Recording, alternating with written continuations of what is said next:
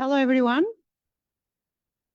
I'm very happy and very honored to welcome everyone here in this auditorium, in this interesting conference, I hope, for everyone, organized from the two academies of sciences, the Academy of Sciences of Albania and the Academy of Science and Arts of Kosovo. We hope that this conference will bring together the scientists from working in the discipline of water at all, and will show some connection between water management and tourism development in Albania.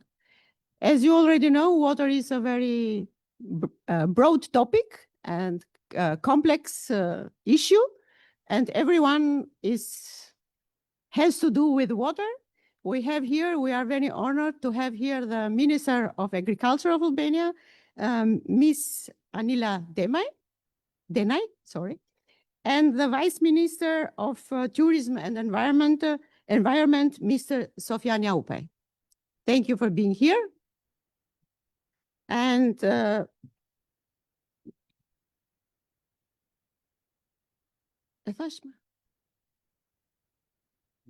Zoti Tole është këtu? Oh, okay. We'll begin now with a welcome speech from the Academy of Sciences of Albania, the member of Academy and the Vice President of the Academy of Science of Albania, Mr. Vasil Tole.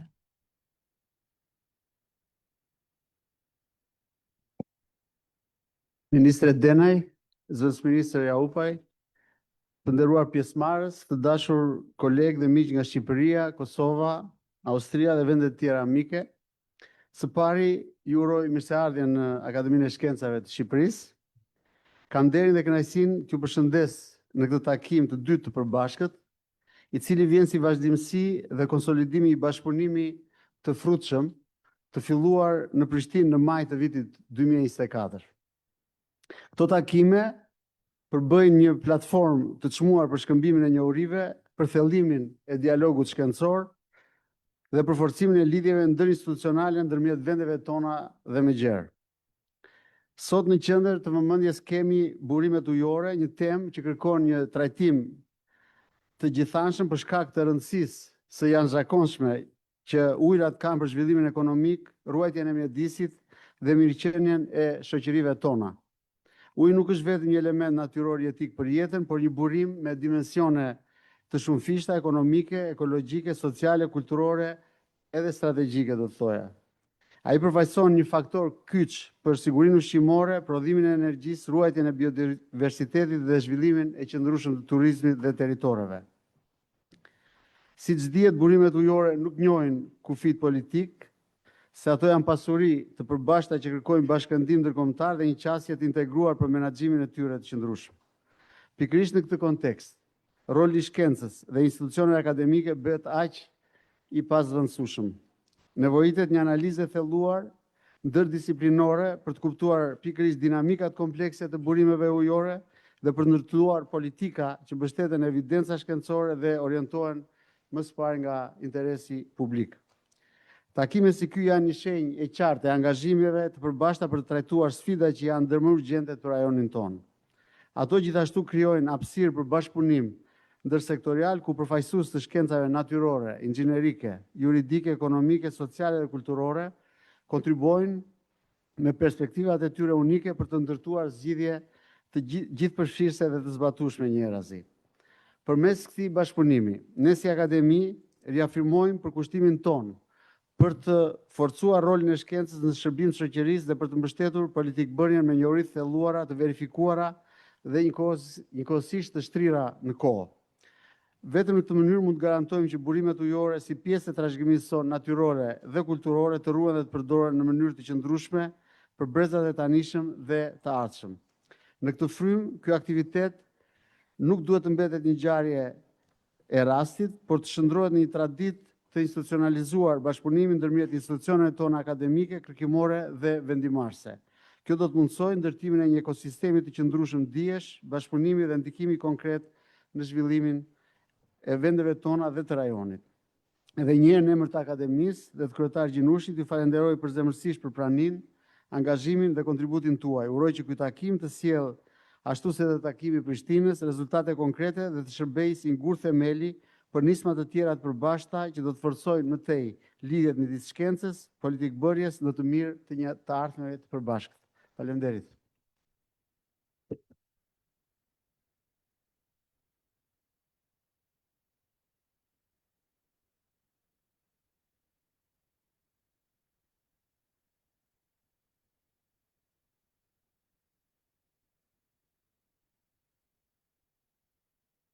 Sorry, I have to say that we have here some international guests from the University of Boku in Vienna and the University of Poznan in Poland. That's why we are trying to keep the language in English and Albanian, if it is possible from the auditorium. Please try to keep international. Thank you. Shumë faleminderit, është gjithmonë kënaqësi të jesh në Akademinë e Shkencave dhe aq më shumë të jesh në një aktivitet përbashkët të dy akademive të Shqipërisë dhe të Kosovës. Të dashur profesor, studiues akademik, përfaqësues të institucioneve, si akademike kërkimore në Shqipëri dhe në Kosovë dhe ato të universiteteve që u përmendën pak më lart, në veçanti kam pasur nderin të jem firmëtare e marrëveshjes me Universitetin Boku vitin e shkuar në një përpjekje për të rritur edhe më shumë cilësinë e kërkimit shkencor në veçanti në Universitetin Bujqësor Tiranës, në lidhje në një marrëveshje që ka filluar punën prej gati 9 muajsh, ku vetë rektori i mëparshëm Universitetit Boku është drejtues një projekti për të ndryshuar në mënyrë të rëndësishme akademike pjesën e kërkimit shkencor në Universitetin Bujqësor Tiranës, duke i dhënë dhe Akademisë Shkencave dhe këtyre forumeve dhe simpoziumeve një peshë më të rëndësishme në vitet e ardhshme. Kështu që unë shpresoj që edhe nga Universiteti Bujqësor Tiranës të ketë pjesëmarrës dhe nëse jo, në të ardhmen të jenë më shumë profesor të përfshirë me akademinë e të dyja vendeve, por mbi të gjitha, ajo që është e rëndësishme me Ministrinë e Bujqësisë në rastin konkret të Turizmit dhe shumë ministri tjera për të cilat zhvillimi i qëndrueshëm si për bujqësinë dhe turizmin është thelbësor dhe na bën sot të gjithëve bashkë. Jemi përballë një të vërtetë të madhe ku uji është absolutisht një pasuri etike dhe ne kemi në Shqipëri ato me shumicë, por mund të jetë edhe një kërcënim. Jetojmë sigurisht në presione të ndryshimeve klimatike, ku nga njëra anë për disa vende rritja e nevojës për ujë si rezultat i thatësirave mund të jetë një kurs, nëse mund ta themi këtë gjë, por për disa të tjerë mund të jetë po aq vështirë të përballosh si rezultat e rreshjeve të shumta dhe që sipas ndryshimeve klimatike nuk ndodhin në mënyrë të qëndrueshme, janë pak, po janë shpejt, shumë, ajo që quhet breshën nga njëherë dhe që dëmton në mënyrë të padiskutueshme edhe ekonominë bujqësore, e për cilën jo pak mund dhe djers shumë bujq në Shqipëri, sidomos në zonat e Korçës dhe të jugut të Shqipërisë, kanë derdhur djers ekonomi dhe në fund nuk e kanë parë vlerën ekonomike për atë investim që ka ndodhur.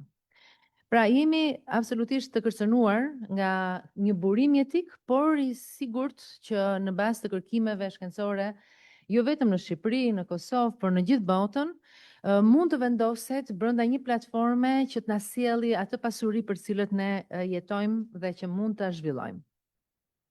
Dhe kjo është të zhvillosh së bashku me politikbërësit një menaxhim të qëndrueshëm, ku prodhimi dhe siguria ushqimore të krijojnë dhe mundësinë e jetesës në fshat.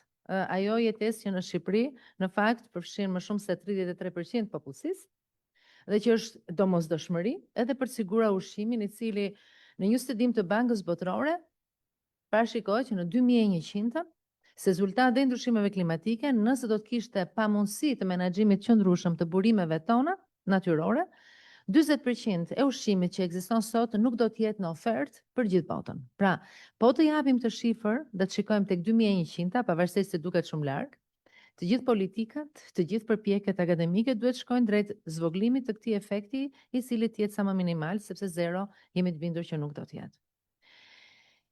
Sigurisht për të përballuar këtë sfidë kemi nevojë për një qasje të qartë, të qëndrueshme dhe të unifikuar në vendet që na lidh dhe gjeografikisht, si rezultati mënyrës se si ne i kemi lidhje gjeografike, edhe si rezultati burimeve ujore me Kosovën, e shoh shumë të rëndësishme këtë simpozium dhe shumë të vlefshëm, i cili sigurisht që do të vijojë dhe do të jetë një pasuri dhe për Ministrinë, duke e ftuar jo vetëm Akademinë këtu në Tiranë, por dhe profesorin që të na japin shumë herë nevojën për të diskutuar dhe në grupe më të vogla teknike, si me qendrat tona të transferimit teknologjive bujqësore, por edhe me politikë bërësit. Burimet njerëzore është një sfidë. Dhe unë këtë e shoh përditë në një ministri që drejtoj dhe që ka shumë sfida, sepse ne kemi trashëguar një bazë shumë të mirë të burimeve njerëzore, që unë jam shumë e lumtur që punoj çdo ditë, por që një pjesë e mirë e tyre janë në periudhën biologjike të kalimit në cikle të tjera për të ndjekur familjen dhe niprit e mbesat, pra daljes në pension. Dhe zvendësimi me brezin e ri nuk ndodh në të njëjtin ritëm që do donim ne të ndodhte. Kjo është arsye pse unë e përmenda dhe pjesëmarrjen e Universitetit Boku si një gur themeli, i cili do të nxjisë jo vetëm pjesën akademike të deri më tanishme, por dhe pjesën kërkimore shkencore për të ardhur në ndihmë në veçantë Ministrisë Bujqësisë dhe Zhvillimit Rural, ku për pjesën e zhvillimit rural, infrastruktura është themeli i asaj për cilën është ndërtuar. Dhe më lejoni të them dy elementë shumë të rëndësishëm që lidhet dhe me pjesën buxhetore, jo sepse unë jam financier dhe sigurisht pjesën e financës e kam të rëndësishme, po mendoj që është shumë e tregues i rëndësishëm kur një qeveri vendos buxhete të rëndësishme në menaxhimin e rreziqeve për treguar nëse e ka në fokus apo jo. Vetëm në 10 vitet e fundit janë investuar gati 270 milionë euro për të menaxhuar si përmbytje dhe për të krijuar të paktën 50 kilometra agjinatur për të qatë lumenjve të cilët kërcënojnë tokat bujqësore, por njëkohësisht dhe për sistemin ujit e kullitjes, sepse neve kemi një fond toke bujqësore të punueshme që shkon diku te 680.000 hektar dhe ne nuk duhet lejojmë asnjë centimetër katror të glabërohet nga uji dhe ky është një rrezik potencial.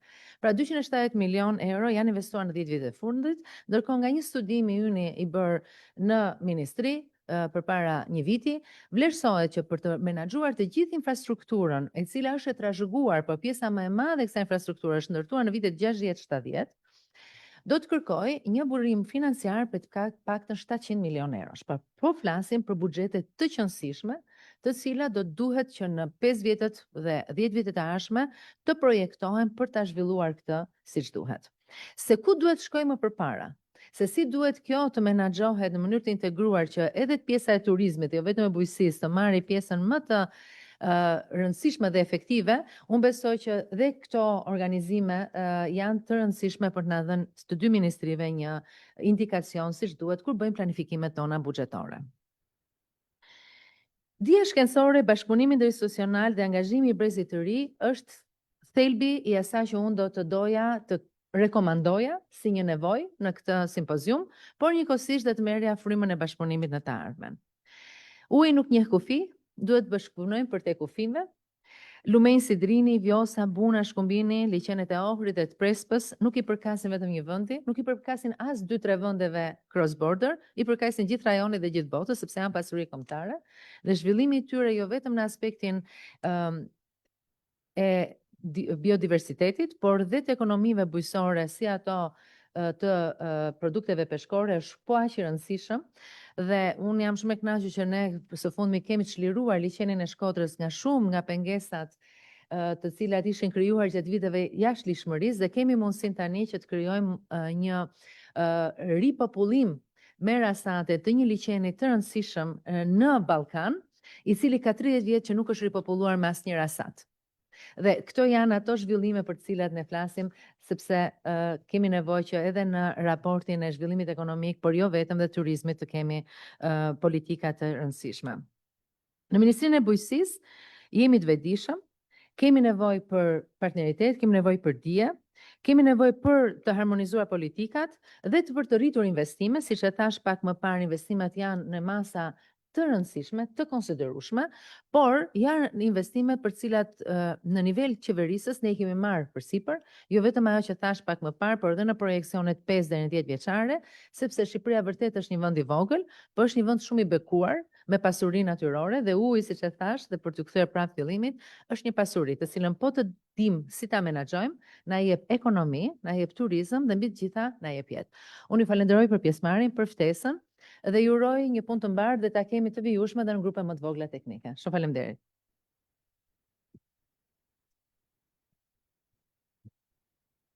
Thank you very much, Ms. Denay. This is it's very clear.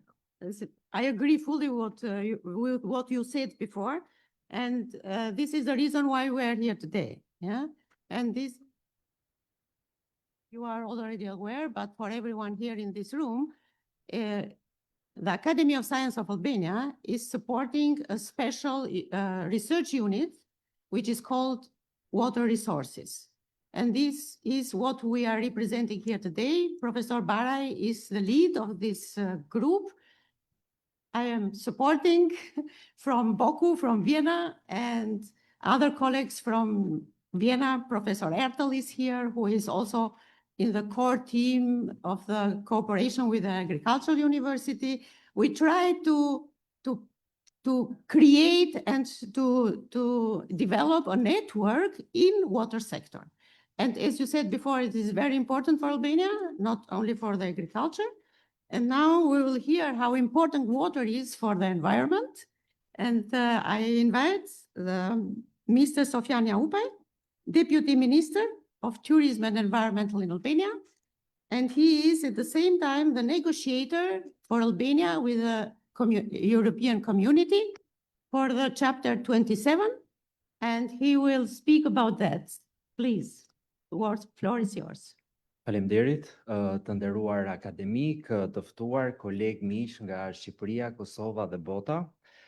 Kam kënaqësinë dhe nderin t'ju uroj mirëseardhje në konferencën ndërkombëtare për menaxhimin e integruar të ujit dhe zhvillimin e qëndrueshëm të turizmit, një ngjarje e rëndësishme për Shqipërinë, por edhe për rajonin. Si zëvendës ministër i turizmit dhe mjedisit, por gjithashtu edhe negociator për kapitullin 27 me Bashkimin Evropian për mjedisin dhe ndryshimet klimatike, jam jashtëzakonisht i lumtur që kjo konferencë sjell së bashku ekspert, politikbërës, studiues, të gjithë të bashkuar në një vizion të përbashkët, që është ai të ndërtuarit një të ardhme ku menaxhimi i qëndrueshëm i burimeve ujore mbështet shëndetin e mjedisit, ekonominë dhe mirëqenien sociale. Uji dhe turizmi janë thellësisht të ndërlidhur. Shqipëria me lumejnë të liqenet dhe vijën e saj bregdetare është një destinacion i pasur me bukurinë natyrore. Por zhvillimi i turizmit nuk mund të jetë i qëndrueshëm nëse nuk bazohet në menaxhimin e zgjeruar dhe të integruar të ujit. Ky menaxhim kërkon bashkëpunim ndërinstitucional, ndërsektorial dhe shpeshherë edhe ndërkufitar, siç e kemi rastin me 3 liqenet kryesore të Shqipërisë, të cilët i ndajmë me vendet fshije, por gjithashtu edhe një pjesë të lumenjve kryesor të Shqipërisë. Para pak ditësh ne patëm edhe lajmin e bukur që UNESCO rekomandoi përfshirjen e lumit Vjosa së bashku me tributarët e saj rreth 420 kilometra park kombëtar për të qenë një rezervat biosfere, një pasuri botërore e njerëzimit, kështu që jemi duke ecur në rrugën e duhur. Sot Shqipëria është duke përparuar me hapa konkret drejt Bashkimit Evropian.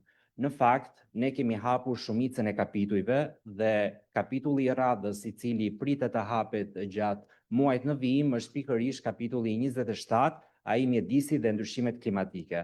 Në të vërtetë, është edhe kapitulli më i vështirë që Republika e Shqipërisë negocion me Bashkimin Evropian për shkak të kostos financiare që mbart ky kapitull dhe gjithë elementët financiarë që Shqipëria duhet të angazhojë gjatë vitet në vijim për të arritur standardet mjedisore të Bashkimit Evropian. Vetëm në kapitulli i ujit, për të cilin me kolegët e Agjencisë së Menaxhimit të Burimeve Ujore kemi punuar gjatë dhe shumë gjatë këtyre muajve, i kushton Shqipërisë gjatë 10 viteve të ardhshme rreth 7 miliard euro. Kështu që angazhimi që qeveria shqiptare së bashku me partnerët ndërkombëtar duhet të marrë është goxha i lartë. Megjithatë, në kuadër të këtij kapitulli, ne kemi ndërmarrë angazhime të mëdha për të parafruar legjislacionin si fillim me direktivën kuadër për ujin të Bashkimit Evropian, direktivën për trajtimin e ujrave të ndotur urban, që është në fakt edhe direktiva më e kushtueshme, si dhe akte të tjera të rëndësishme. Normalisht, siç e thash, këto reforma kërkojnë investime të mëdha, gjithashtu edhe kapacitete institucionale, por ne jemi të vendosur që ta realizojmë këtë proces sepse besojmë në një ekonomi të qëndrueshme, konkurruese, e cila nuk mund të ndërtohet pa ruajtur burimet natyrore. Në këtë rrugtim, partnerët tanë ndërkombëtar si gjithë universitetet të cilat janë prezent sot, por edhe institucionet akademike kanë luajtur dhe do të vazhdojnë të luajnë një rol kyç. Mbështetja në ekspertizë, ngritje kapacitetesh është thelbësore për suksesin e Shqipërisë drejt anëtarësimit të Bashkimit Evropian. Dhe unë vlerësoj se kjo konferencë është një mundësi për të bashkërenduar përpjekjet, për të shkëmbyer përvoja dhe për të ndërtuar partneritete të reja. Uji është jetë, por vetëm nëse e menaxhojmë me përgjegjësi, dhe sigurisht turizmi është një motor zhvillimi ekonomik, por gjithashtu duhet të respektoj natyrën nga i cili ushqet. Ju falenderoj shumë të gjithëve për pranimin tuaj dhe ju uroj një konferencë të frytshme dhe të suksesshme. Faleminderit.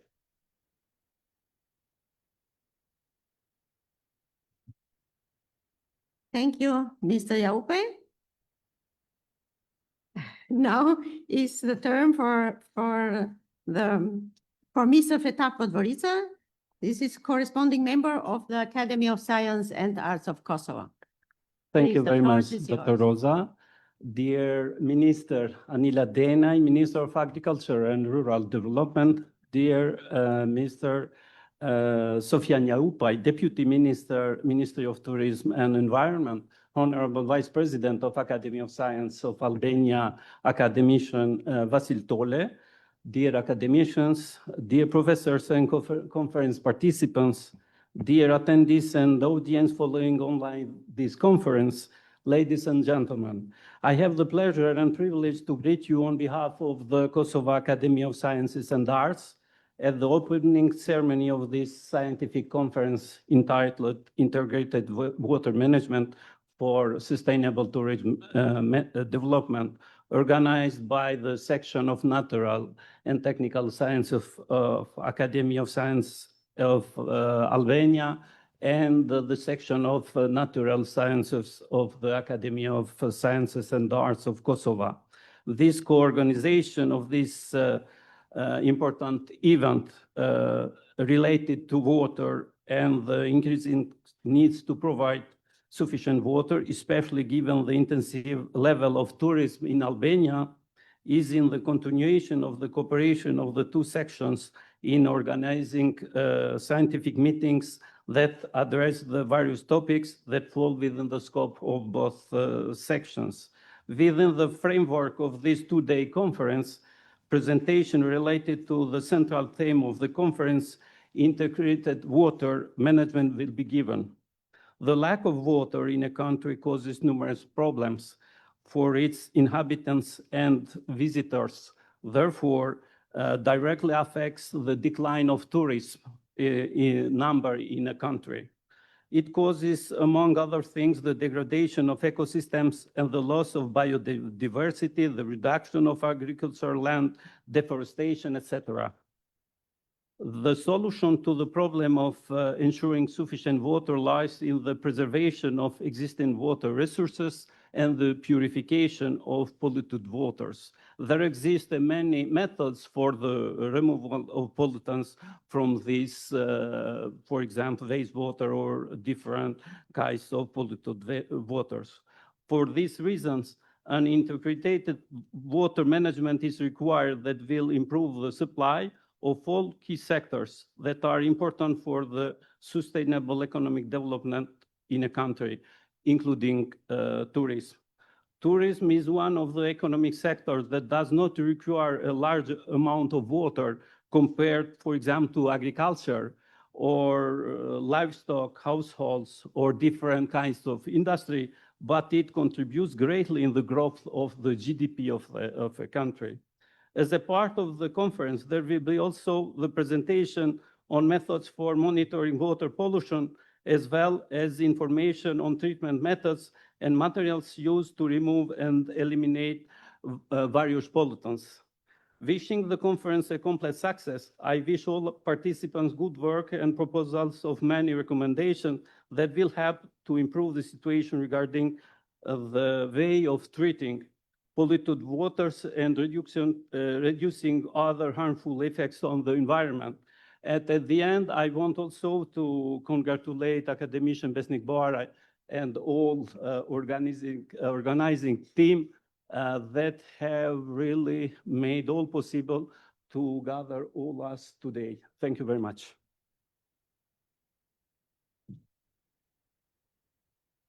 Thank you, Professor. And now I invite you to continue, okay, to continue with the scientific part of the conference, which is, I think, the most important and the most interesting one for many of you. In this session, we will have different aspects. We'll have some information about different aspects, like the point of view from the stakeholder. We have one from Mr. Yaupai, the Vice Minister, one presentation, and then we will speak about the role of science, which is also very important. We heard a lot of things now, and we know that without the support of the science, many things will not be able to do. And we will try to give this view to both of you. One of the important points in this session is also the experience from Boku, from Austria. Professor Ertl will speak about the new European Urban Wastewater Treatment Directive, which is, as Mr. Yaupai said, one of the most challenging ones. And Professor Feta Podgorica will give also one insight in innovative technologies for water treatment at all. Yeah? That's why I think we have to go ahead with the next session, and I would like to invite again Mr. Yaupai to give his speech. Thank you.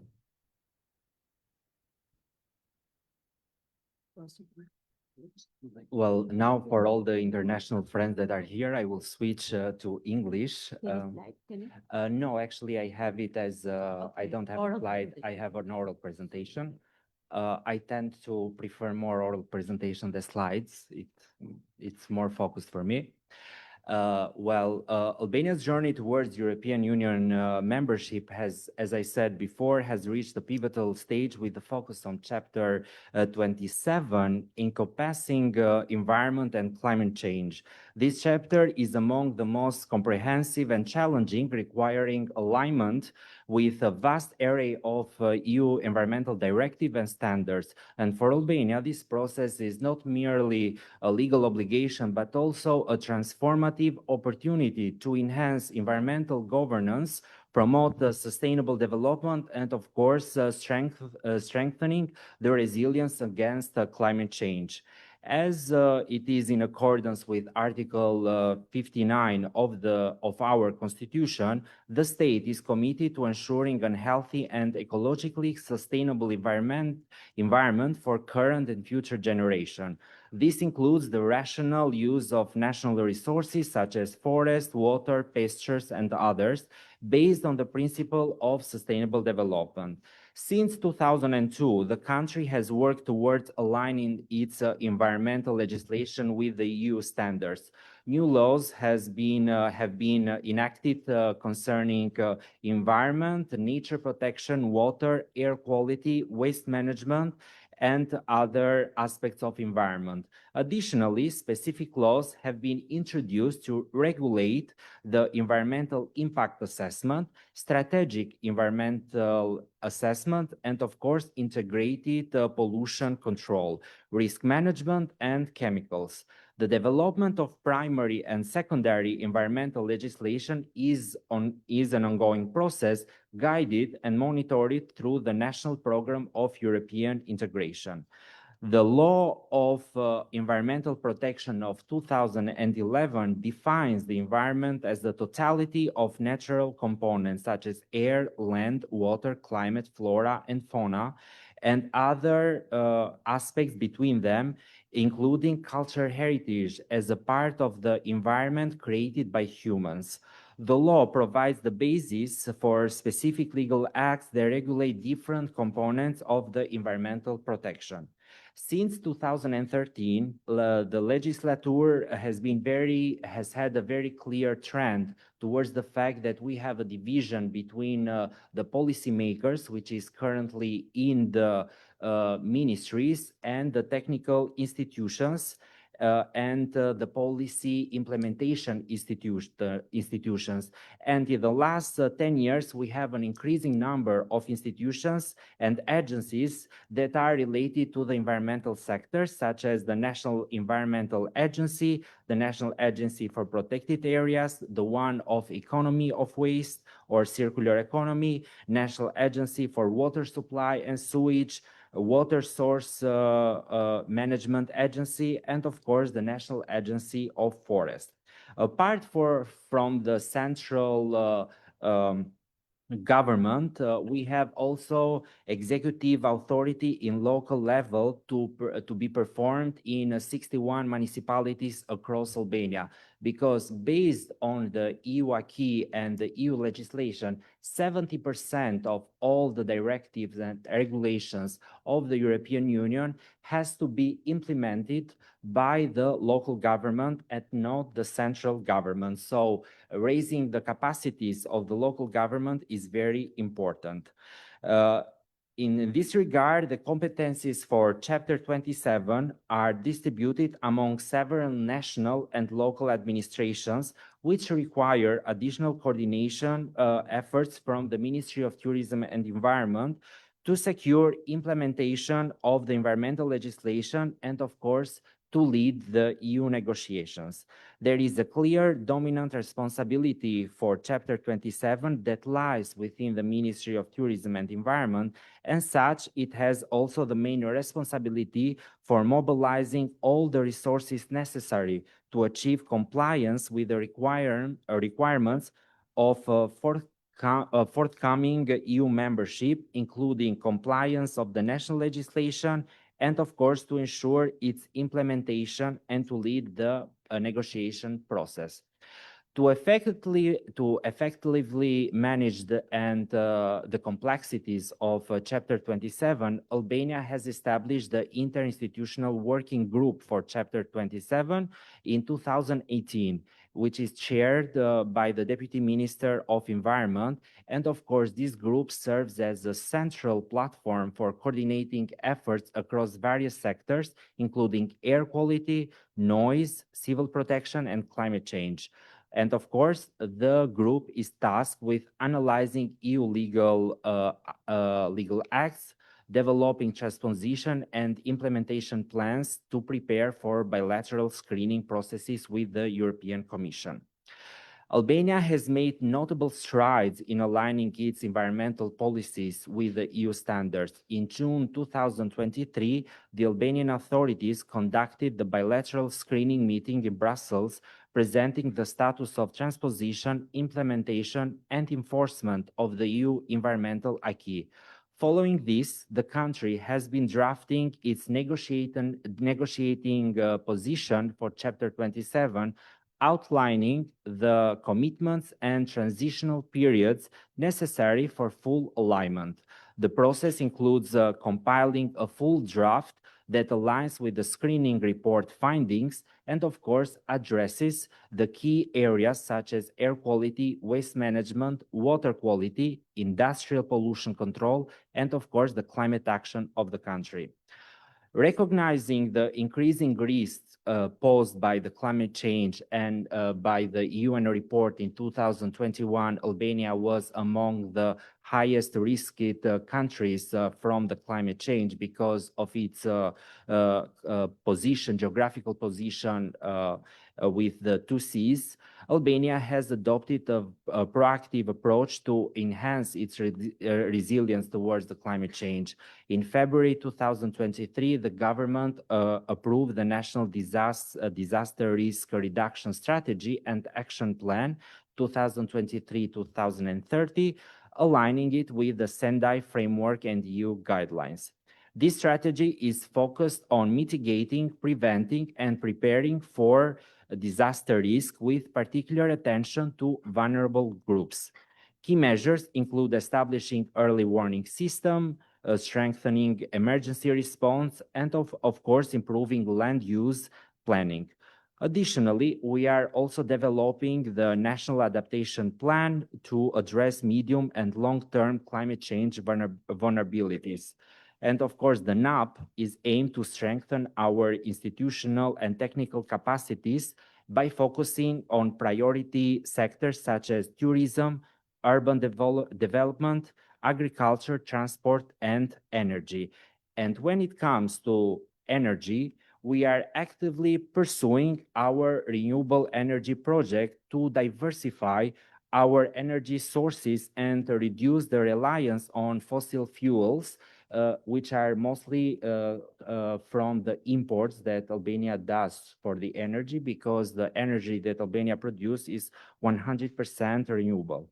In late 2023, 140 megawatt Karavasta solar power plant was completed, marking the largest solar project in the country. And of course, another one project in Durrës is planned. These initiatives are part of our broader efforts to harness Albania's significant solar potential, and of course, for the fact that we have more than 300 days of sun per year. And of course, we are also conducting other projects, such as the one that we already assigned in January 2025 between Italy, Albania, and United Arab Emirates on a clean energy cooperation agreement. Furthermore, in terms of working for Chapter 27, a key priority is also the inclusive approach of the academics, the universities, and the civil society. And for this, the Ministry of Tourism and Environment has worked a lot with the civil society, and one of the initiatives is the consortium that we have with all the civil societies of environment in order to develop better policies. In conclusion, Albania's commitment to environmental protection and climate change mitigation is evident in its proactive approach to EU accession negotiations under Chapter 27. Through strategic planning, institutional reform, renewable energy initiatives, and active civil society engagement, the country is laying the groundwork for a sustainable future. While challenges remain, and one of the biggest challenges is the fact that the finances for the environmental sector requires huge amount of money, the path towards European Union integration offers a unique perspective for the country to align our environmental policies with the European standards by benefiting both its citizens and, of course, the broader region of the Western Balkans. Thank you very much. Maybe is any question for Mr. Jaupe? Yeah. Can you please? Yeah. Ka një mikrofon Kela për publikun? Të lutem.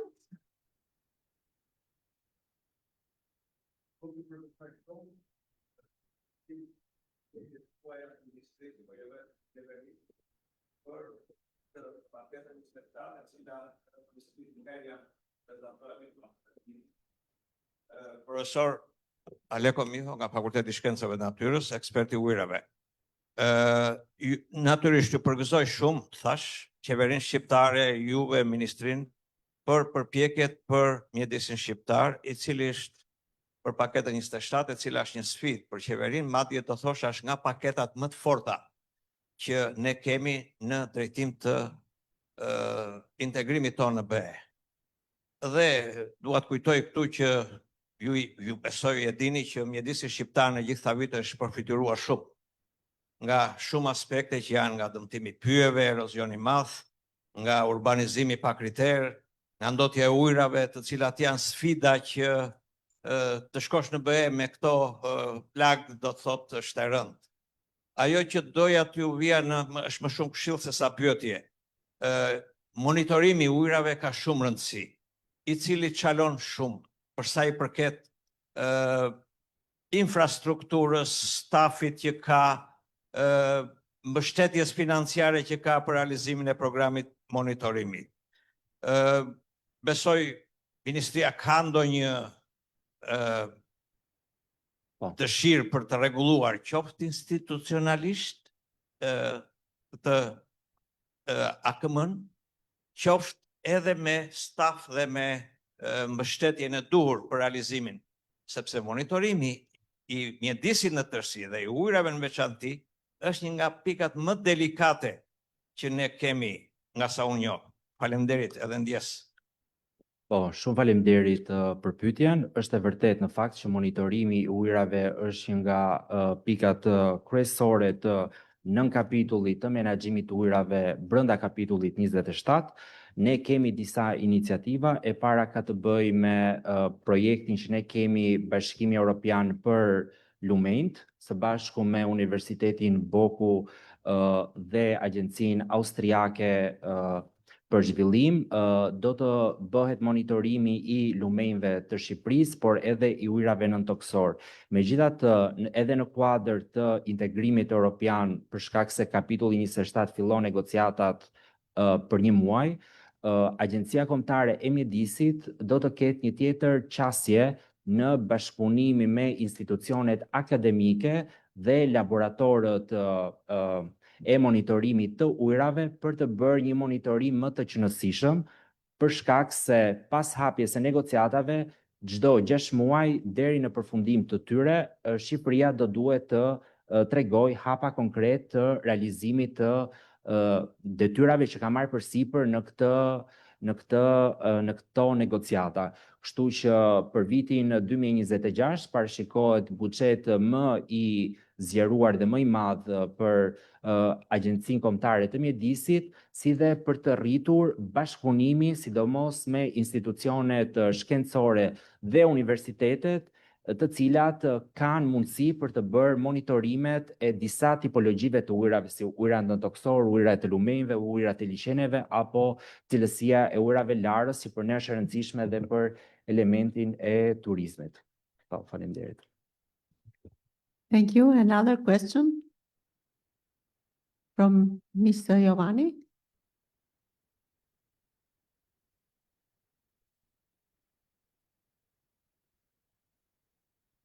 Faleminderit. Prezantohet kryetari i Komitetit Digave të Shqipërisë.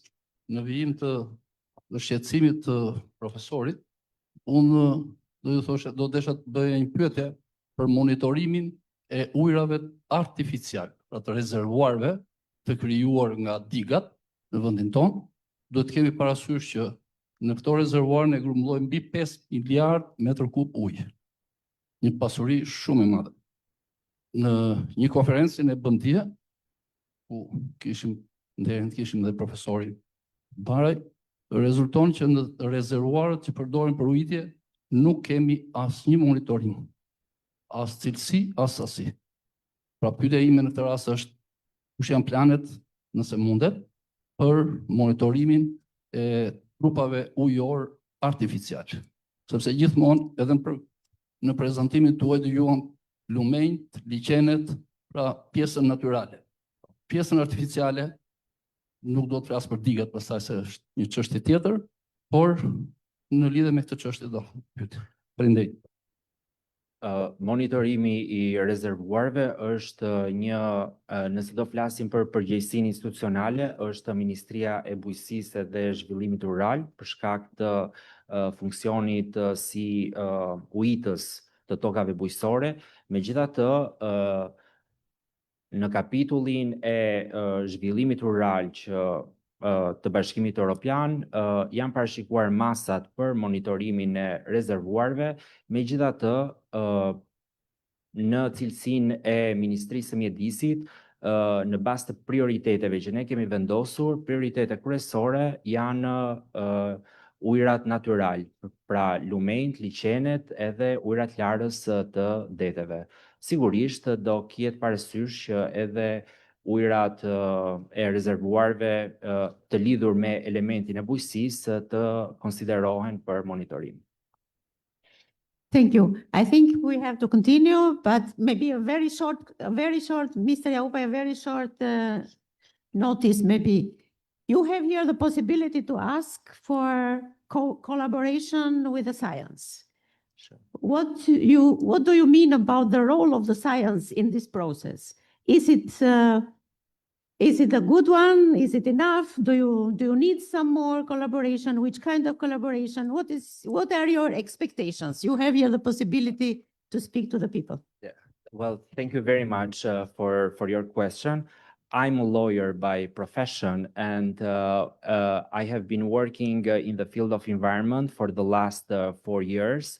And I would like to see a more diversified collaboration with the experts. I want to be quite clear and very frank. I see just 3-4 experts that are replicated around various projects. And I believe that Albania has much more opportunities with a lot of experts that comes from universities, from academias. So I would like to have more in-depth collaboration with different universities, so we can give the possibility also to very good young professionals, but also other professors that might be only in the academia to give their contribution to the efforts that the country is doing towards the European Union integration. The next 5 years will be a very heavy loaded process for us, because it is unprecedented for a country to do its entire homework within 4 years to enter the European Union. And even though we got this window for a fast integration, does not mean that they will close an eye on our commitments and our homeworks. So we have to be very united, and we have to have more collaborations, because to be honest, and I want to be very frank and clear, I don't want to see the same expert in 3 projects that brings me the same paper and results. I want to see more diversified minds. And I'm speaking as a non-technical person for this field. Thank you very much. Thank you very much. Now I have the pleasure to invite Professor Besnik Barai on behalf of Research Unit Water Resources to present the work entitled The Role of Scientific Community in Addressing Challenges of Water Resources Management and Supporting Science-Based Policies. Professor Besnik, the floor is yours. Today and for the contribution. Some questions that the people put here really will try to treat as well. And the issues that we will focus are, firstly, through a study, we have found some gaps and challenges on the water sector, which are shown here. One of them is this fragmentation of the institutions and the scientific activity as well as a gap. And the second issue is, what about the interface between the policymaker and the science? And the third one is concerning the capacities of the science in Albania and their contribution on the water sector. Some years ago, it was really a fantasy to think about the tourism boom that happened in 2023 and following. And here are some data. About 10 million people came in 2023 and even more in 2024. And this has impact as well on the incomes and job creations that are shown here, some values. And clearly was shown by the people before that tourism development is very strongly linked with the water resources.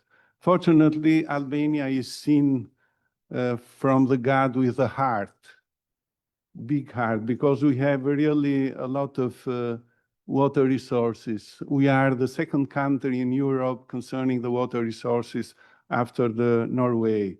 Each person yearly could spend around, if I manage it properly, around 13 million liters water. Is fantastic. And at the same time, we share some ecosystems, water ecosystems with our neighbors, and surely they need transboundary water management plans, scientific cooperation, institutional cooperation. And here are shown some of the ecosystems shared with neighbors. We have some achievements in the water sector that are shown here. Strategic framework alignment was mentioned by the Deputy Minister as well. Infrastructure, rehabilitation, institutional development, international cooperation we have with many, and many money have come in Albania, flowed in Albania, but what about, the efficiency of their use? And at the same time, we are facing big problems with the water sector, solid waste, plastics, which is more education problem, wastewater treatment, industrial waste. And in this background is established at the Academy of Science, the Water Resource Unit, whose vision was the creation of a consolidated platform of scientific capacities and to put some bridges, interface in dialogue and cooperation with policy and decision makers. And the first goal was to conduct an analysis that has been carried out by the group that has prepared this presentation, which is handover at the Academy of Science in 2024. And we have found some gaps and challenges shown in this slide that between the others is also the problem of monitoring that is really a critical issue in the water sector. But as I said at the beginning, I will focus on the interface between science policy maker and science multidisciplinary aspects that really is a need, is a must.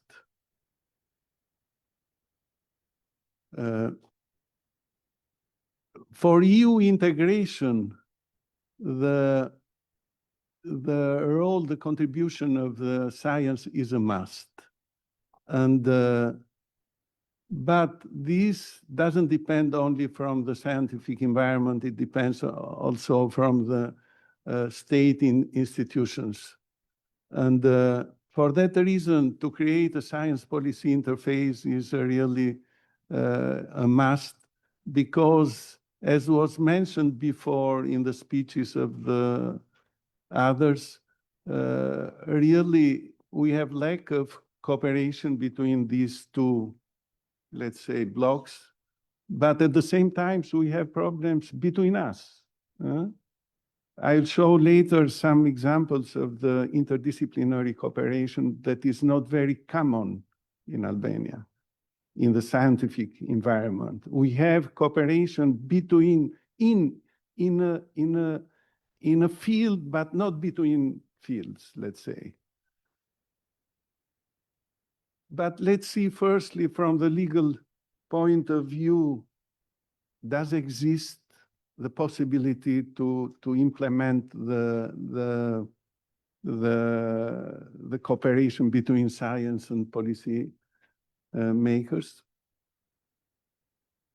Here are some points at which the science could influence, and that the capacity of government could not do it alone without the help of scientists. And first, 4 points I find very, very important. Science provides data. Based on them are raised strategy, plans, etc. And concerning monitoring and assessment, concerning risk and impact analysis, pollution events, climate change adaptation, etc.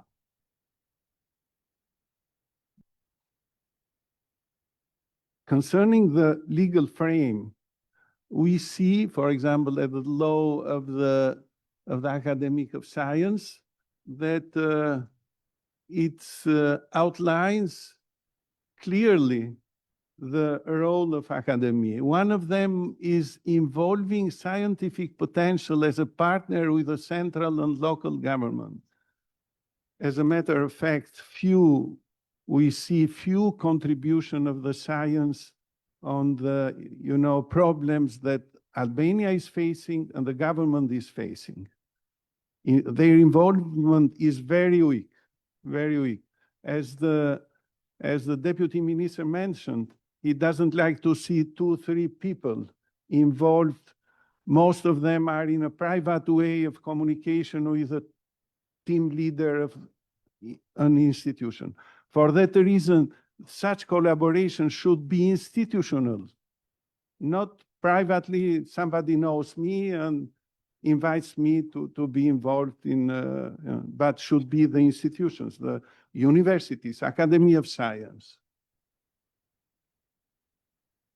Another law, we have here a person from AMBU, representative from AMBU, is on integrated water resource management. In the law, in Article 11.16.21, is pointed out that science could give contribution in national water resources management strategy, and also in collaboration with research institutions. And AMBU is said could allocate funds. Never I have seen, I don't know the representative of AMBU, if they have funds to support projects at the University Academy of Science. So this is a financial problem, is a really very, very key factor on the collaboration, etc. Transboundary and integrated studies could be done surely with the contribution of science.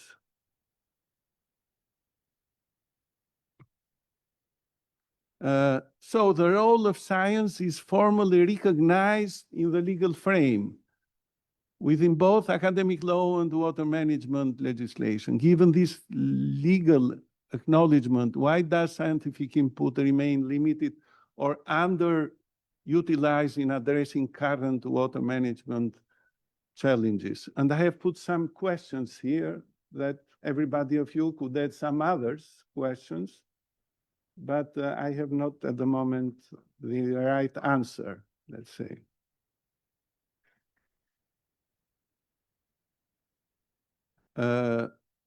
EU integration is known that is a question without the role of science could not be done. And for that reason, we have shown here some points which could be taken in order to improve the interface between science and policymakers. Here are some the goal 3, as I said, recognition of the scientific capacities in universities. We have not handed over still the study. We'll do it in October. Some findings are shown in the block on the left, but I would like to be concentrated on the positive trends. Firstly, the Prime Minister has promised to establish a nano center in Albania, at which I think could be allocated as well other units, scientific units, and by this way could have inter cooperation between different fields and different technologies. And we have an excellent example due to the contribution of Boku University as well, with the project of Vjosa River, at which are involved different fields, different experts, and we are producing a really multidisciplinary work which should be available for the government as well to know the problems that is facing and how to keep this as it deserves as a protected area. And at the same time, is the Academy of Science is putting modestly, because the budget of Academia is very, very poor, let's say, and a call to involve people from the universities to develop projects, and especially projects with multidisciplinary cooperation are preferred. And here are some activities that Water Resource Unit has performed. Also here in Kosovo as well, when we have been in Pristina with Academic Podgorica, and also some webinars that we have performed with scientists from Albania and from abroad. And thank you.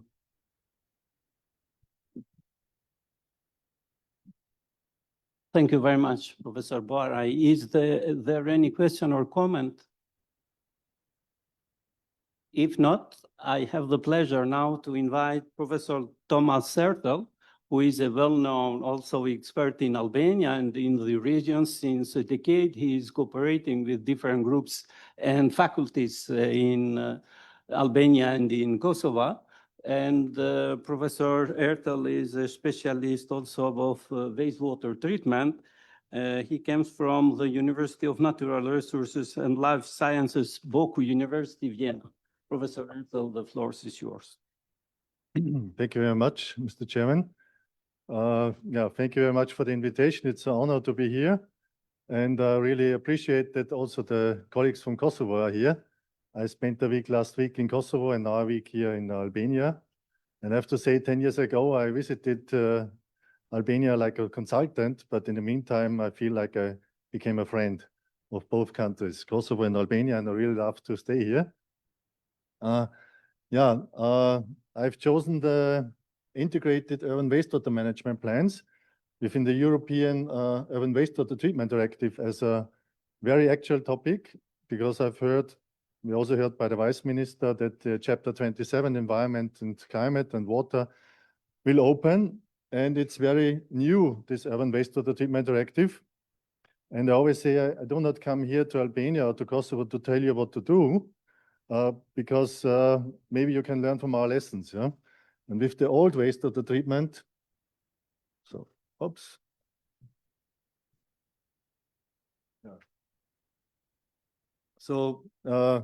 agenda, I will try to keep the 15 minutes. I want to go very short on the origin of the old Urban Wastewater Treatment Directive and what is new.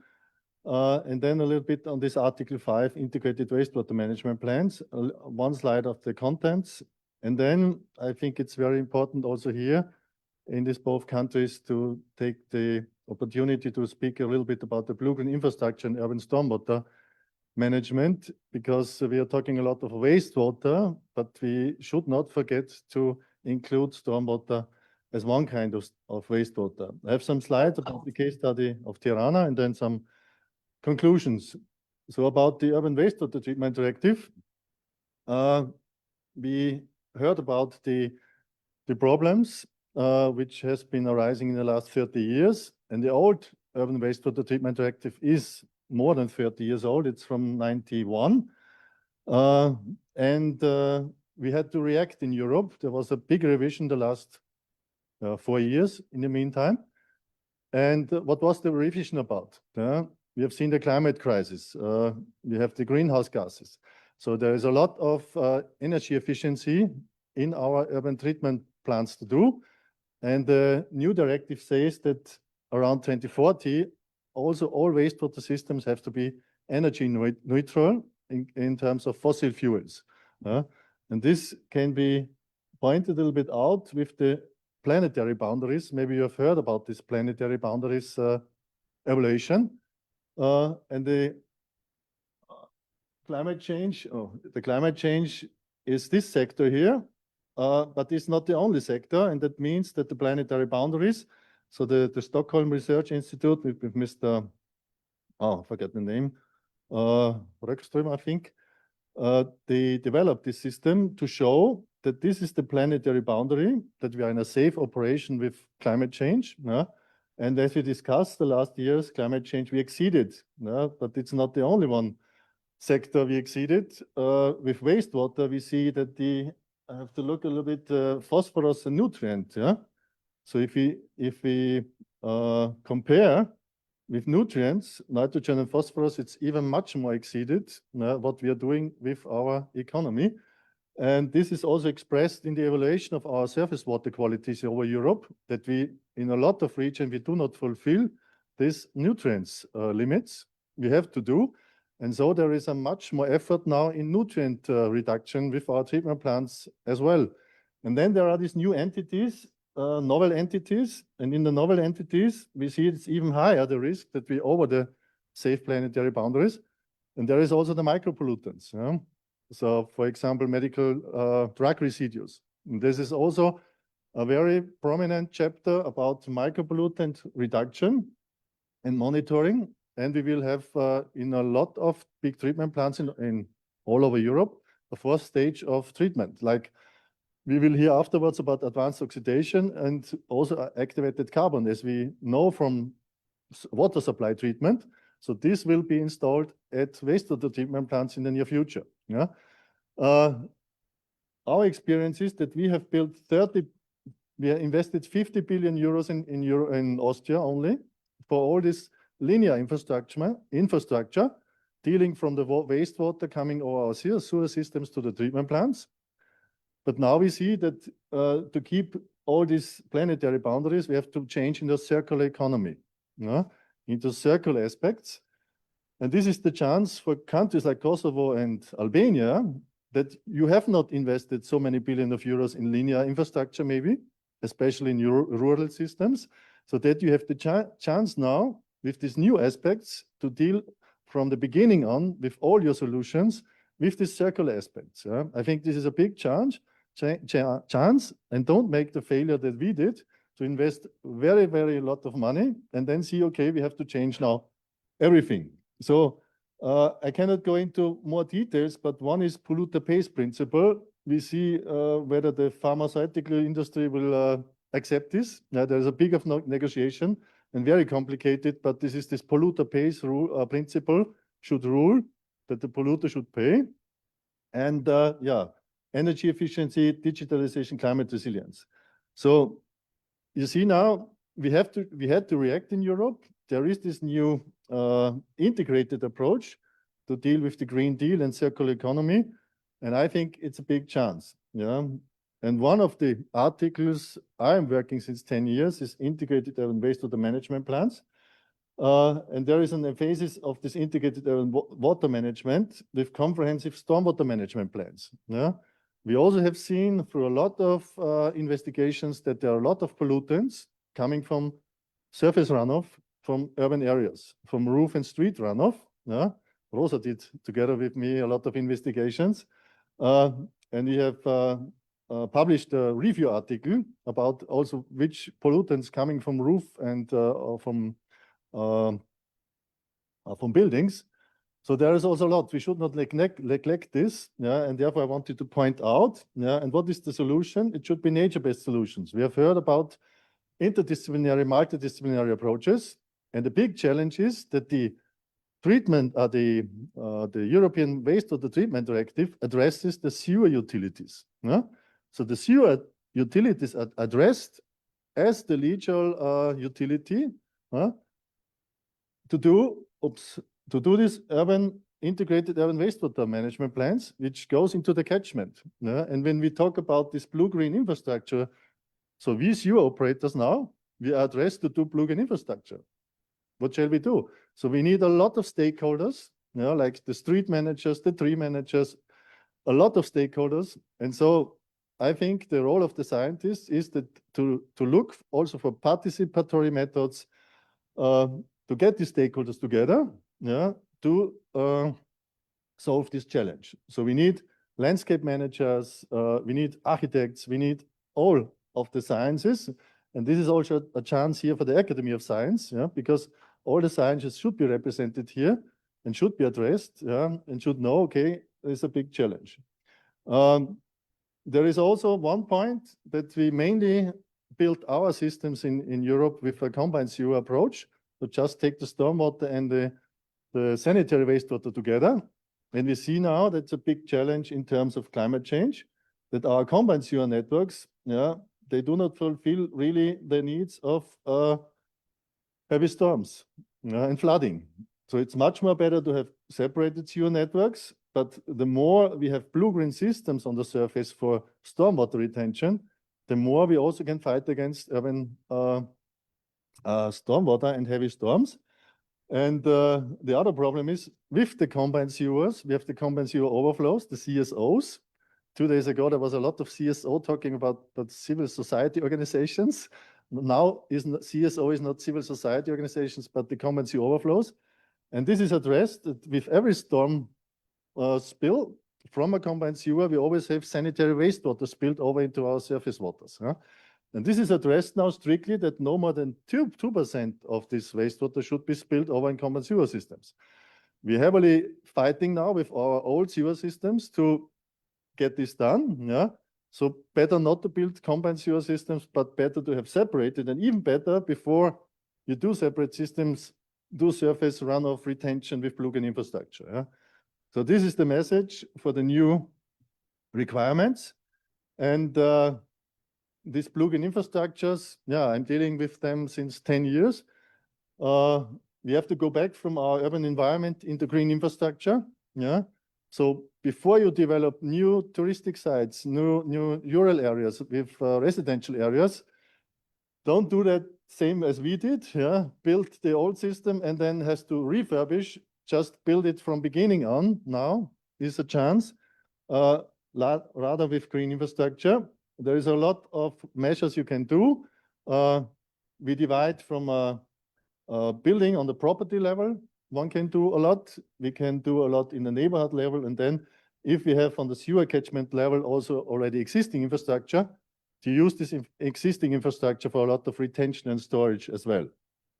So, and this supports, all the systems supporting also biodiversity. And on the planetary boundaries, I missed to hint on the biodiversity loss. It's even the biggest challenge nowadays on a global perspectives. And then if we go into sanitary systems inside the buildings, there would be also the challenge of maybe water reuse or circular approaches with urine dry diversion toilets. We have a lot of them on mountain refuges, and the more you go into isolated areas of tourism, the more maybe even in the households to separate the wastewater within the households, yeah, to have better solutions for treatment. Yeah, and to make it not so abstract, I had just some slides from a PhD students working on that topic. So I was also here 1.5 years ago. There was heavy storm and there is flooding in Tirana. So I think there is a need of to talk about these impacts of the climate change. On the one hand, we have these heavy storms and flooding. On the other hand, we will see that we have weeks and weeks of dry time without no storm. so if we would implement now blue-green infrastructure, we also have to think about the water supply of this blue-green infrastructure, because maybe there's 6 weeks without rainfall. Yeah? So then we have the reconnection to water supply, because maybe we need some irrigation. But yeah, and this is a map of the flooding hotspots. And but there is something going on already. I found there is this EBRD Green City project in Tirana. There's a lot of projects of architects already. So there is something going on. Yeah, and I think yeah, and there is this Green City Action Plan of Tirana. So I do not need to tell you how to do it, just give hints. There is something going on, and this is meeting the requirements of the new Urban Wastewater Treatment Directive. So this closes the cycle. And for the conclusions, I think we talked a lot of mindset in the last days. There is this climate action zones, and it doesn't happen without behavior change and necessity. So participation and addressing civil society is a need for us as scientists. We have to use maybe more innovative communication, like with this kind of diagrams, with these climate stripes. And I think there are technical, financial, and policy and governance challenges. They have been addressed already, so I skip it a little bit also to respect the time. And for the conclusions, I think the new directive really emphasizes sustainability, resilience, and innovation. These integrated wastewater management plans are essential for achieving these goals. Collaboration, funding, and technology are critical for success. Yeah, and we should the directive encourage cities and stakeholders to prioritize integrated wastewater management. And therefore, I want to thank you for your attention.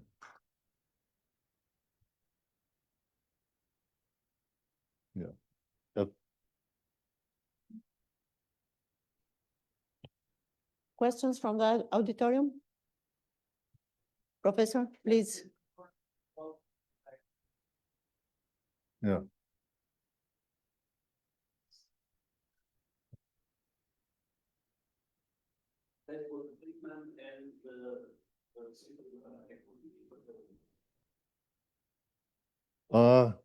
Yeah, I think it's hard for us in the cities when you have this gray infrastructure. Yeah, so we built this gray infrastructure from our water supply in the households. We do all the sewage together with combined sewer systems, and finally we have it our treatment plants. And the step that we cannot rechange the whole system in a circular aspect is that we treat now at the end. We will have this 4th stage of treatment, but for circular economy, yeah, if you would think it from new, yeah, we should address organic carbon and nutrient and phosphorus. Yeah? And so let's speak on a mountain refugee hut. In Austria, we have already systems that we we take the organic carbon even from our waste. Well, we do not use wastewater anymore. For example, we address with compost toilets. So in the compost toilets, you compost the organic carbon and take it back as soil into agriculture. We divide the urine with all of these nutrients. We divide phosphorus. So the best would be just what comes out of the body to separate it and just reuse it. Yeah. Okay, this can be done only in very isolated areas, maybe in urban areas, in rural areas. Yeah. In cities, maybe we address that we use only renewable energies anymore, climate neutrality, and there are also projects in Europe that at the inlet of our treatment plants, they also gain the organic carbon directly before eliminated and transfer it into carbon dioxide. That this organic carbon, also the nutrients are taken maybe before you treat it. Yeah? So there are a lot of concepts, but it's really hard to refurbish everything into circular systems. Thank you. Thank you, Professor.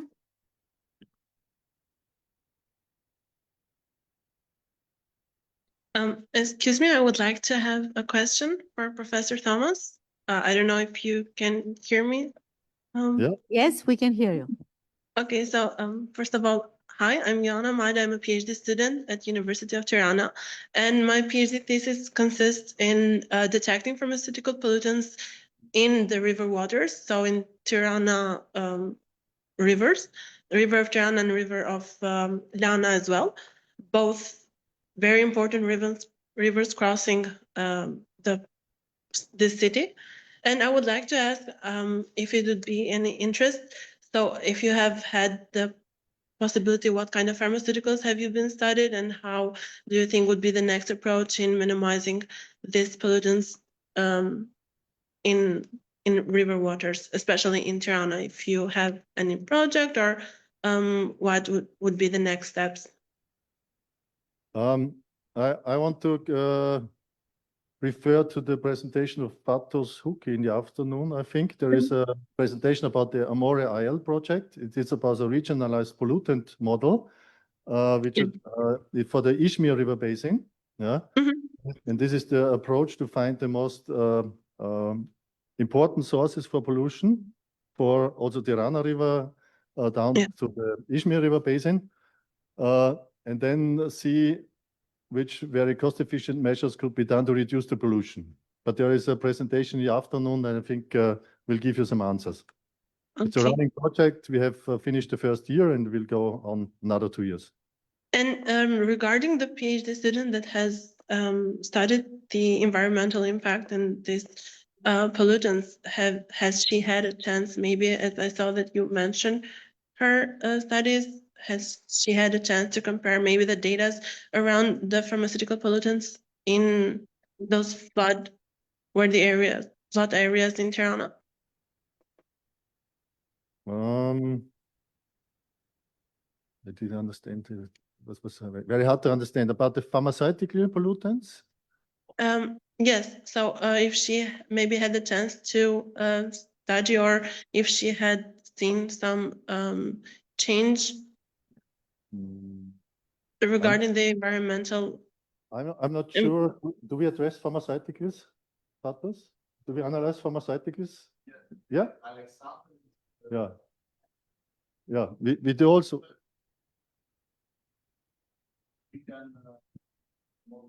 Yeah.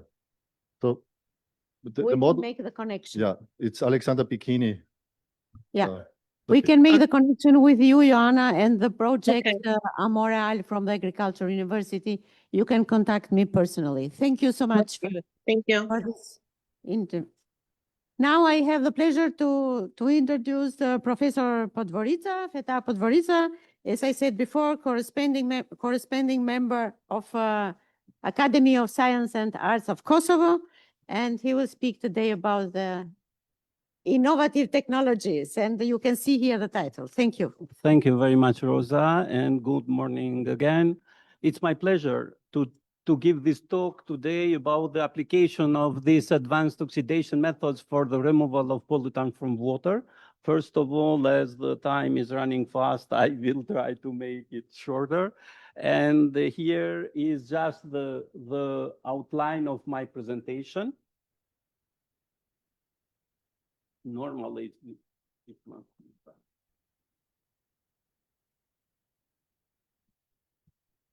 Okay. So, as Professor Ertel mentioned, now there is also an attempt to treat all these wastewater pollutants in an integrated approach. I tried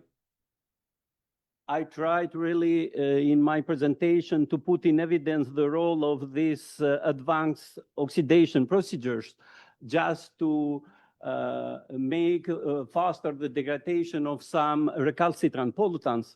But at the end, we need to have an integrated approach. And I will just, you can see here, for example, there's no need to represent different sources of pollution, as Besnik mentioned, and Professor Ertel also. There are different sources of water pollution.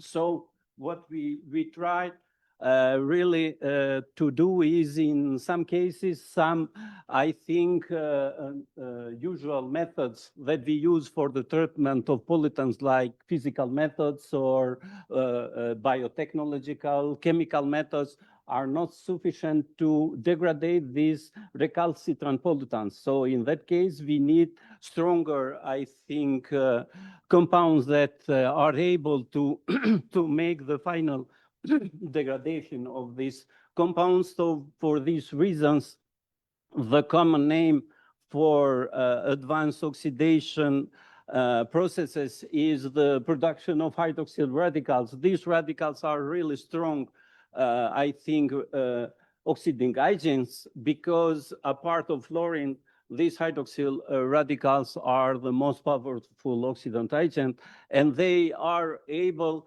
to degrade in non-selective way many of these, for example, organic pollutants and even microplastic pollutants. So for this reason, these hydroxyl radicals are produced by different methods.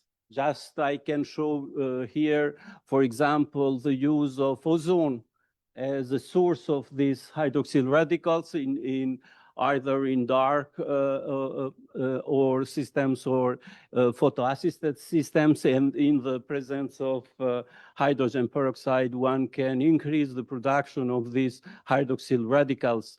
And in heterogeneous photocatalysis, one use titanium dioxide, which is a semiconductor, and due to the presence of light, one can really make possible to make the splitting between these electrons that are in the valence band, and after receiving this energy, they go in the conductant band, and at the same time a hole is created, and this system enables the formation of these hydroxyl radicals. So this method is really quite convenient for the degradation of many organic pollutants, because hydroxyl radicals, as I mentioned, are very strong oxidation agents, and they are able to degrade these organic pollutants until carbon dioxide and water. And in circular economy, we need either to have this organic matter to treat previously, or to receive this carbon dioxide also not only at the end product, but also as pollutants and the main, I think, compound responsible for global warming, but at the same time also to use as a chemical to reduce it in different chemicals. In order to increase, I think, the efficiency of this method, one can put dopants like iron on this titanium dioxide, and the presence of irons enables a better splitting between holes of the electrons. So it increases also the number of hydroxyl radicals that are produced, and they are used, for example, for degradation of these materials, or in the case of the use of donor acceptor polymers, one can use this, for example, for production of hydrogen at higher quantities, when instead of iron is used, for example, platinum. So we can go. Just here, I want to show now the production of hydroxyl radicals by electrochemical way. And here, one can call this approach as electrochemical advanced oxidation process. In this process, one can generate hydroxyl radicals, for example, by using as a standard approach the well-known Fenton reaction. This afternoon, Flamursopa, I will talk more about the use of Fenton process to produce hydroxyl radicals and to degrade organic compounds. I will show here the process of electrofenton, which is used to produce hydroxyl radicals. One, the hydrogen peroxide is produced on the cathode when oxygen first is reduced until hydrogen peroxide, and iron 2 makes possible the formation of these hydroxyl radicals. Iron 2 is oxidized on iron 3, And at the same time, iron-3 is reduced at the same time on the cathode. So one can enhance the production of these hydroxyl radicals by the electrophoton process. Yes, okay. Okay. Yeah, thank you.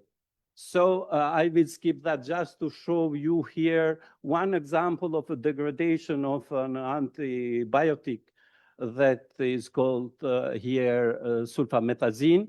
And we have used different anodes to show which of them gives better performance. So to make it shortly here, boron doped diamonds has shown best, I think, qualities to degrade and to mineralize this compound after 6 hours. So here we have a quite high quantity of electric energy that is needed. So in that case, we need to combine, for example, also other methods or to generate electric energy from renewable energies.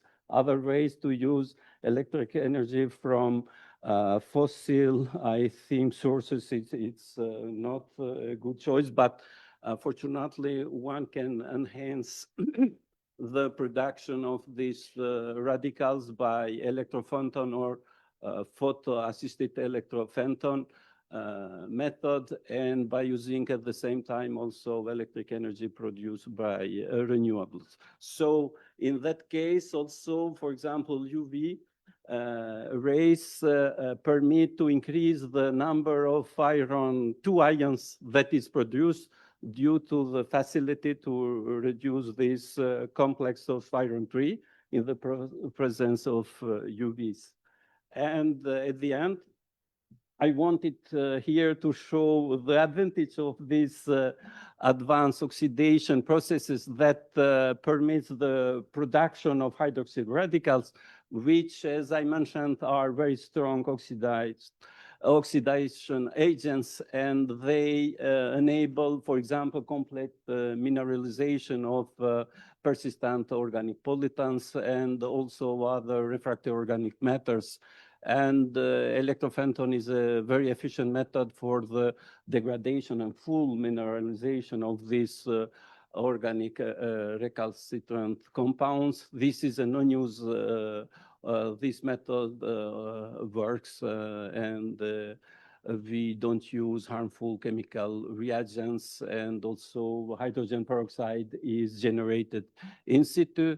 What is really necessary in the future is to have a combined approach of these different techniques that we use for the removal of organic or different inorganic pollutants from water.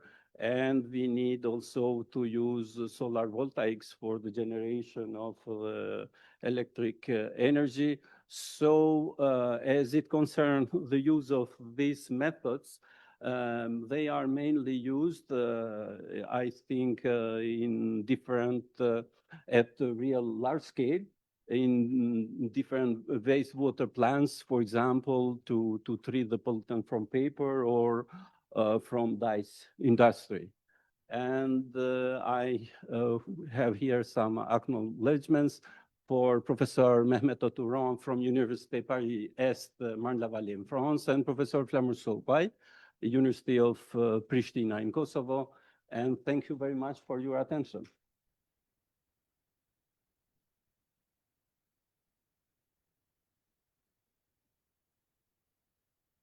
Rita, and are there any questions? I don't think so. I think everyone wants to have a coffee now, and I invite you for a coffee break, 15 minutes.